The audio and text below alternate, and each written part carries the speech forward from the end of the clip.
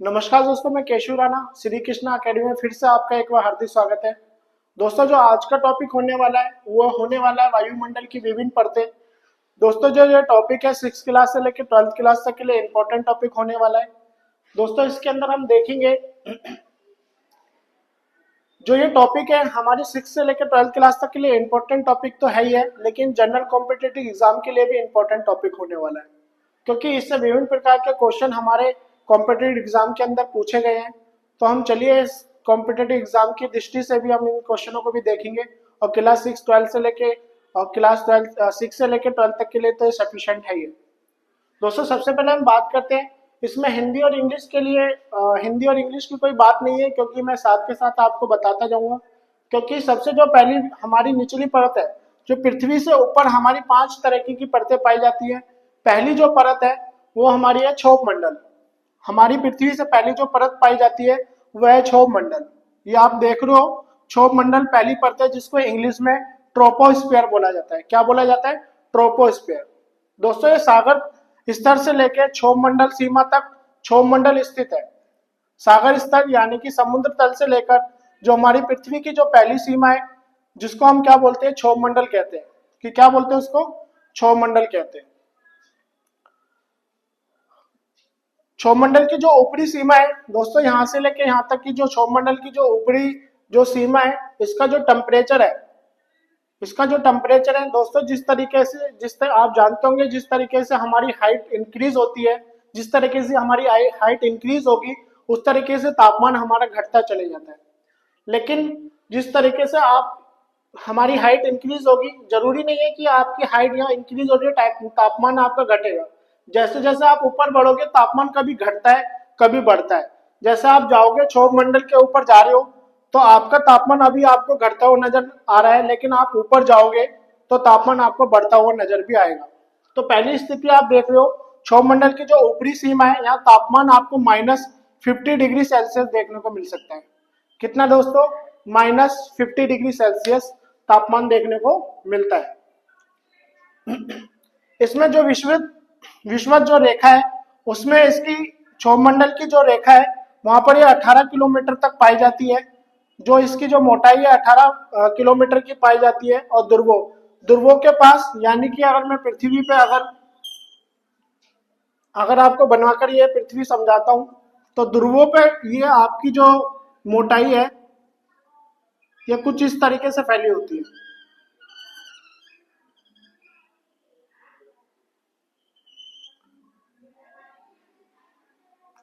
दोस्तों, यहाँ पर जो मोटाई है कम मिलेगी, लेकिन यहाँ पर ये ज्यादा मिलती है। क्यों?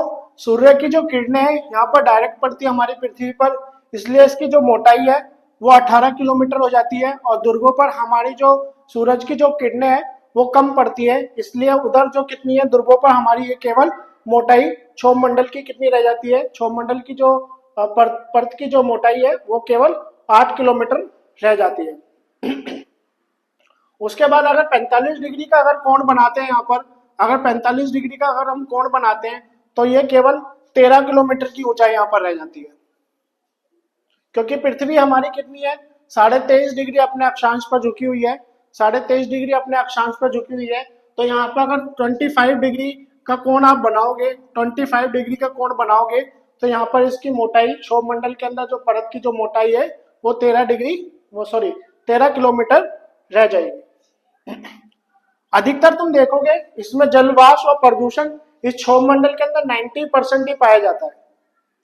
क्षोभ मंडल के अंदर 90% जितना भी जलवाष्प प्रदूषण है, ये सब क्षोभ मंडल के अंदर ही पाया जाता है, उससे ऊपर नहीं पाया जाता।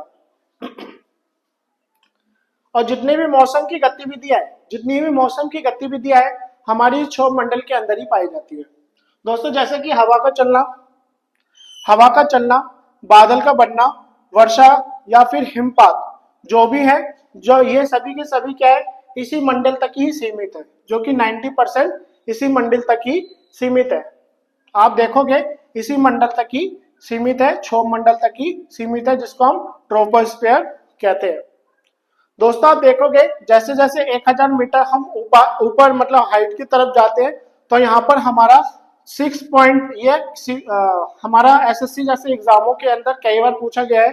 जैसे 1000 मीटर की अगर जैसे आपकी हाइट बढ़ेगी, 1000 मीटर की जैसे आपकी हाइट बढ़ेगी तो 6.4 डिग्री सेल्सियस तापमान हमारा क्या हो जाएगा, वो कम होता चले जाएगा। वो क्या हो जाएगा हमारा, कम होता चले जाएगा, यानी कि डिक्रीज होता चले जाएगा, जिसको हम क्या कहते हैं, नॉर्मल लैप्स रेट के नाम से जाना जाता है। कई बार पूछा गया है नॉर्मल लैप्स रेट क्या है। तो यानी कि हमारा क्या है, जैसे जैसे आप 1000 मीटर ऊपर बढ़ते जाओगे तो 1000 मीटर ऊपर बढ़ते जाओगे तो क्या हो जाएगा आपका 6.4 डिग्री सेल्सियस ये तापमान क्या हो जाएगा, घट जाएगा आपका।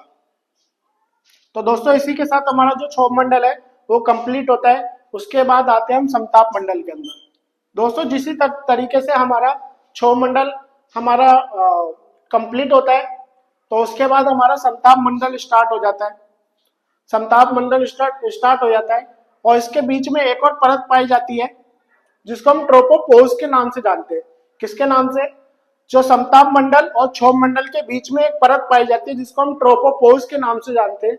किसके नाम से जानते हैं, ट्रोपोपोज के नाम से जानते हैं। उसके बाद हमारी समताप मंडल जिसको ट्रोपोस्फीयर के नाम से जाना जाता है। दोस्तों ये क्षोभ मंडल की दूसरी परत है। दोस्तों ये क्षोभ मंडल की दूसरी परत है और ये क्या है, ये क्षोभ मंडल के ऊपर फैला हुआ है। ये जो समताप मंडल है क्षोभ मंडल के ऊपर फैला हुआ है और ये देखोगे आप, इसकी जो मोटाई है, इसकी जो थिकनेस है वो 50 किलोमीटर की है। कितनी है, 50 किलोमीटर की है। और इसका तापमान आपको 0 डिग्री सेल्सियस देखने को मिलेगा। ये 13 से लेके 50 किलोमीटर आपको इसकी मोटाई देखने को मिल सकती है। आप देखोगे जितने भी हमारे एरोप्लेन्स हैं वो क्षोभ मंडल में ना उड़कर समताप मंडल के अंदर ही उड़ते हैं। ये कई बार एसएससी के अंदर पूछा गया है कि हमारे जितने भी हवाई जहाज हैं वो कहाँ पर उड़ते हैं, वो हमारे क्या है, समताप मंडल के अंदर उड़ते हैं, ट्रोपोस्फीयर के अंदर उड़ते हैं।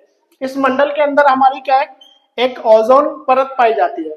कौन सी परत पाई जाती है, ओजोन परत पाई जाती है, जो हमारे को क्या करती है, पराबैंगनी जो किरण है उनसे बचाने का काम करती है। जो हमारी त्वचा का कैंसर होने का कारण है वो पराबैंगनी किरणों को अवशोषित कर लेती है, यानी कि सोखने का काम कर लेती है। इसकी ऊपरी जो सीमा है उसको हम समताप सीमा के नाम से जानते हैं। इसकी सीमा को हम समताप सीमा के नाम से जानते हैं। और ये वायुमंडल का सबसे ऊंचा हिस्सा है। ये वायुमंडल का सबसे ऊंचा हिस्सा है और यहाँ पर आप जानकर हैरानी होगी, यहाँ पर हमारे जेट प्लेन यानी कि जेट जो विमान है वो यहाँ पर पहुंच सकते हैं। दोस्तों इसके बाद जो हम बात करेंगे वो हम बात करेंगे मध्यमंडल की। ये हमारी तीसरी लेयर है, मध्यमंडल। दोस्तों 50 किलोमीटर के बाद हमारा मध्यमंडल स्टार्ट होता है। इस मध्यमंडल की जो मोटाई है वो 50 किलोमीटर से 80 किलोमीटर तक फैला हुआ है। इसकी ऊपरी सीमा मध्यमंडल यानी कि मध्य सीमा यानी कि मेसोपोज के नाम से जाना जाता है। इसका औसतन ये जो मध्यमंडल है हमारा, ये सबसे ठंडा मंडल माना जाता है। औसतन तापमान इसमें -90 डिग्री सेल्सियस देखा जाता है। दोस्तों इसमें और इसका जो अनुमान -20 डिग्री या +30 डिग्री हो सकता है। -20 डिग्री या +30 डिग्री हो सकता है। तो दोस्तों आपने देखा कि यहाँ -57 डिग्री है, यहाँ पर फिर 0 डिग्री पहुंच गया, यहाँ पर फिर आपका 90 डिग्री पहुंच गया। तो ये ऊपर नीचे फ्लक्चुएट होता रहता है। दोस्तों इसके बाद हमारा क्या है, तापमंडल।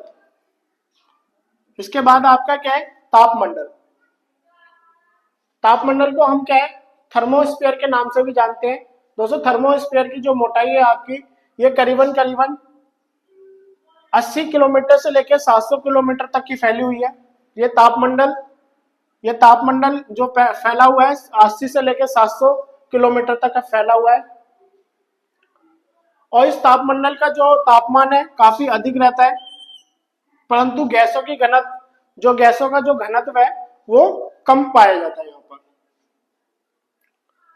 और इनके तापमंडल इसका नाम इसलिए पड़ा क्योंकि यहाँ गैसों के जो अणु है काफी गर्म है, इसलिए इसका जो टेम्परेचर है 1200 डिग्री सेल्सियस तक यहाँ पर पहुंच जाता है, 1200 डिग्री सेल्सियस तक यहाँ पर पहुंच जाता है। कभी कभार आपको 2000 डिग्री सेल्सियस भी देखने को मिल सकता है। फिर भी यहाँ गर्म नहीं है, क्योंकि ये जो अणु है काफी दूर दूर पाए जाते हैं, इसलिए ये काफी गर्म, इसलिए यहाँ पर काफी ज्यादा गर्म भी नहीं माना जाता।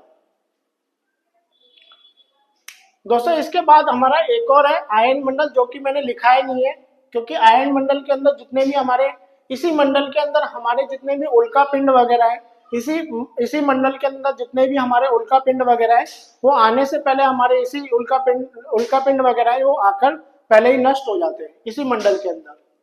और जितने भी सैटेलाइट है वो भी सभी इसी मंडल के अंदर आपको देखने को मिलेंगी। इसकी अनुमान जो किलोमीटर है ये आपको और ज्यादा देखने को मिल सकती है, करीबन करीबन आपको 1200 किलोमीटर ऊंचाई तक भी जा सकती है। दोस्तों लास्ट में रह जाता है हमारा वायुमंडल, जिसको हमें बाह्य मंडल बोलते हैं, जिसको यानी एक्सोस्फीयर बोलते हैं जिसको। और ये 700 से लेके 10,000 किलोमीटर या उससे भी 19,000 किलोमीटर तक भी जा सकता है। वायुमंडल की सबसे ऊंची परत है दोस्तों ये, वायुमंडल की ऊंची परत है। यहाँ कोई मौसम नहीं पाया जाता, और यहाँ पर कोई मौसम नहीं पाया जाता।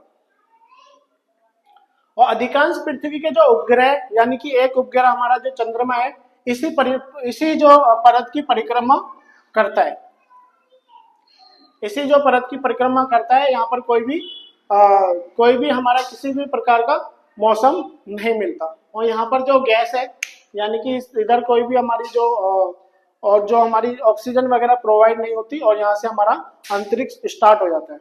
दोस्तों आज का जो टॉपिक था वायुमंडल की परतें, तो आपको इसके बारे में जानकारी किस तरीके से लगी है तो आप मेरे को कमेंट सेक्शन में बता सकते हो।